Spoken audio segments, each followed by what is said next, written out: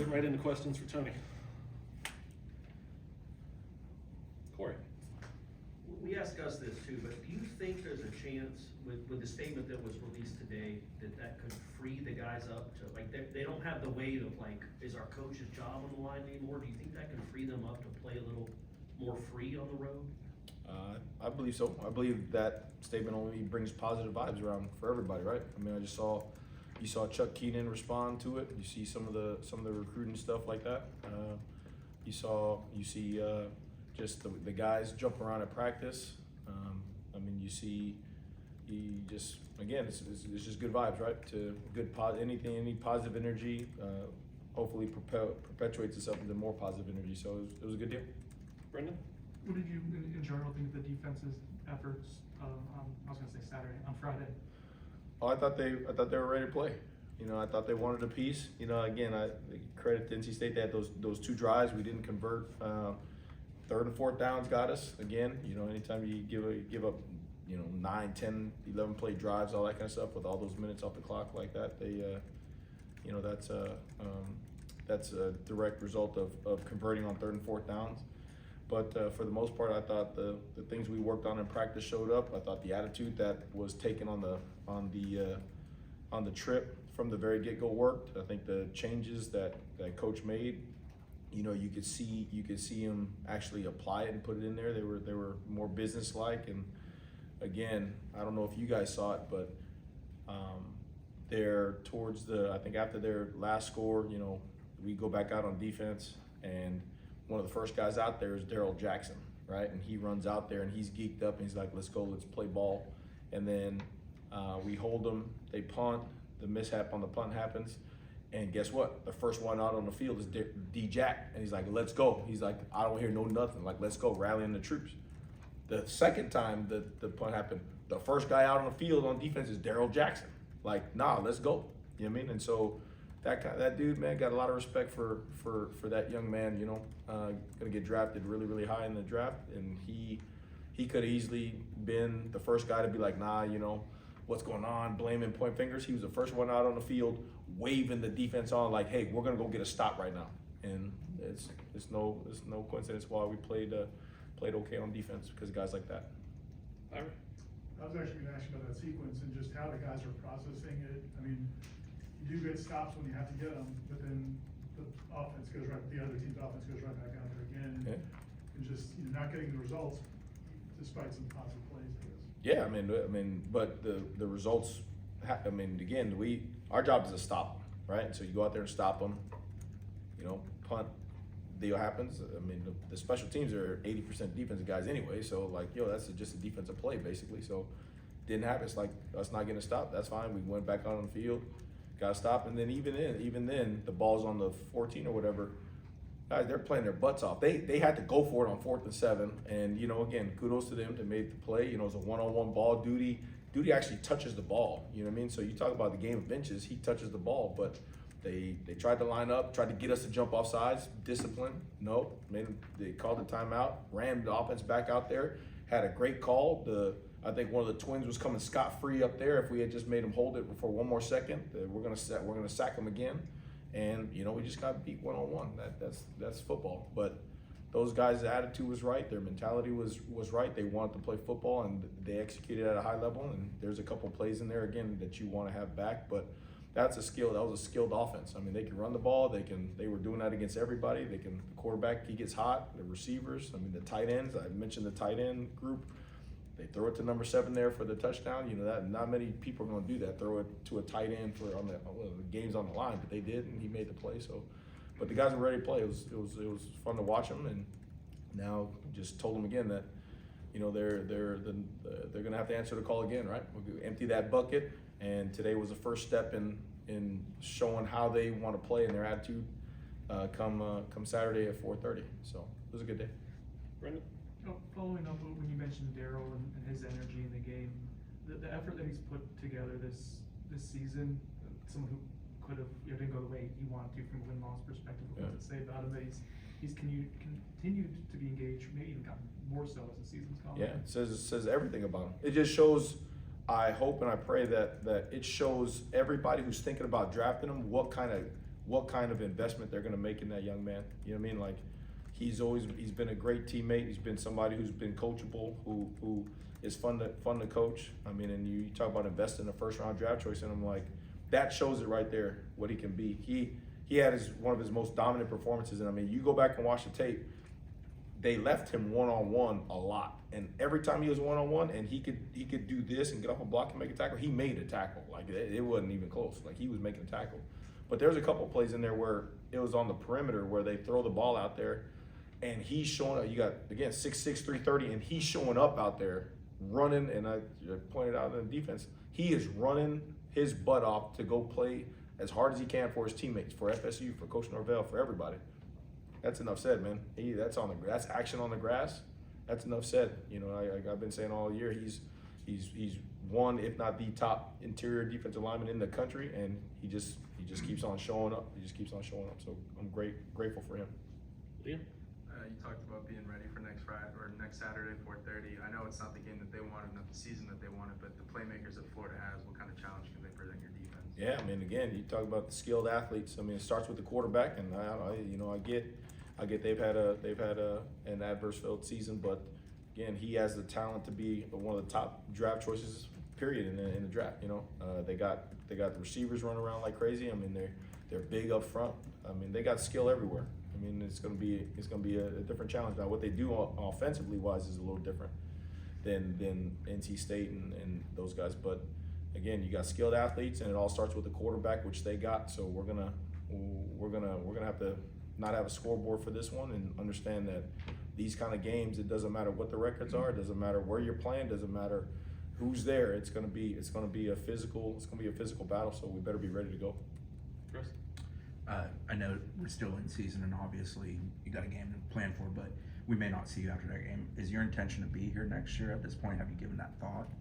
Yeah, you know something I don't? I'm just asking you. Yeah, I just celebrated my wife's birthday, my kids, and the church is right across the street. Like, there is nothing that I have going on. Zero.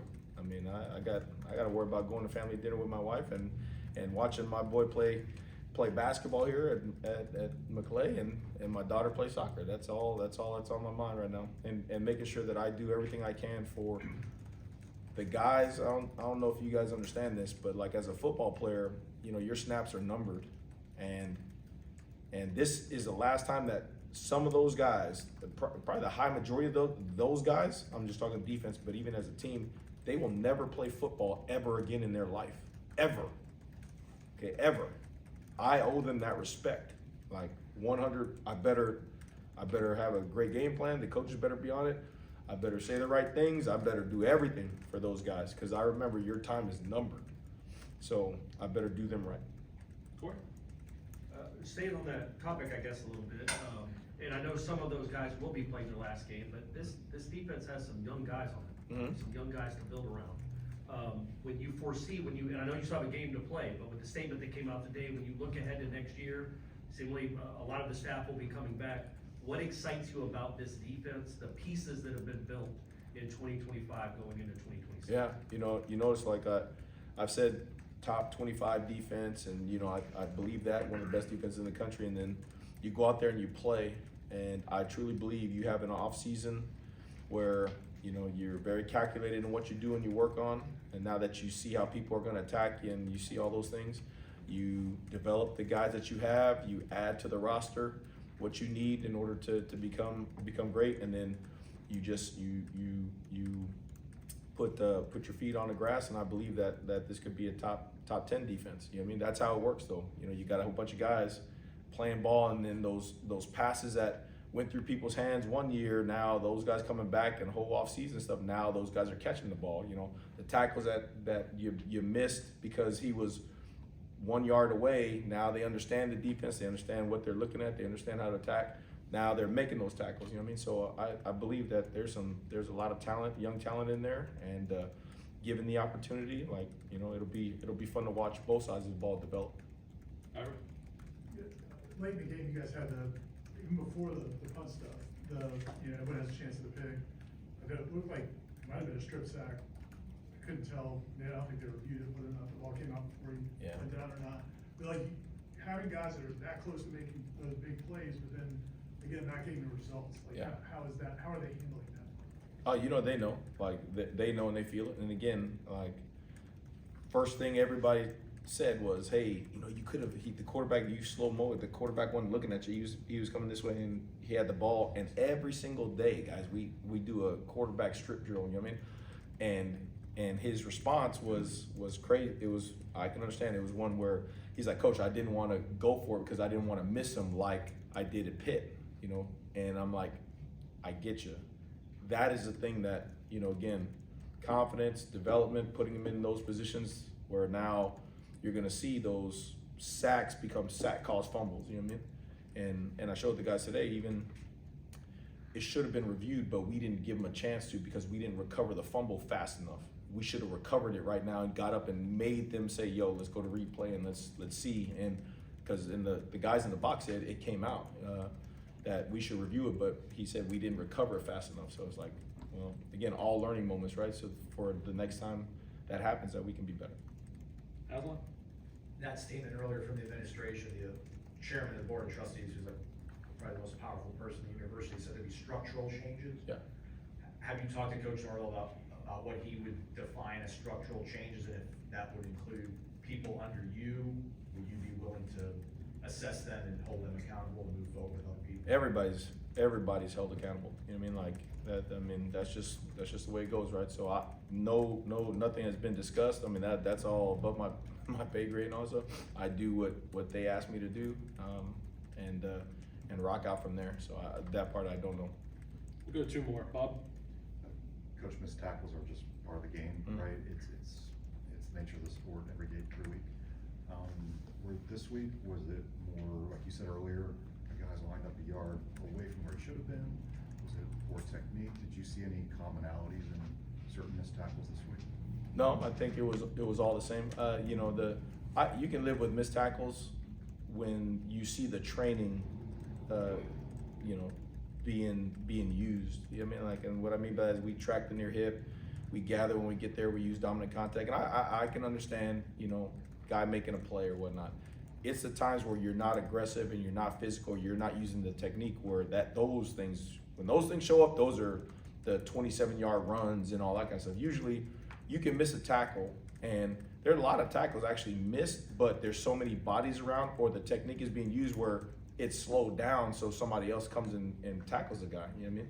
So between effort, between technique and fundamentals, all those things, like, you know, you can get away with some of that stuff, but the one thing you can't get away with is intent. You gotta get there, and you gotta want to tackle. You gotta want to be physical. You gotta want to. And some of those, like you saw a couple guys, like they didn't run up there with that intent. And sure enough, like, you know, I think the second longest run, we got a free guy. We got a free hat that should hit the quarterback for about 2 or 3 yards, but we didn't go up there wanting to go hit somebody and knock him out. Well, guess what? Well, then he's going to gain 16 yards if we don't do that. So those you can't live with. Those are unacceptable. But you can live with the ones where you're practicing and doing your technique.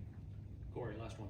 You said multiple times, I think, throughout the season, that sometimes the ball just beats you. Mhm. With Shamar on that last play, Yeah.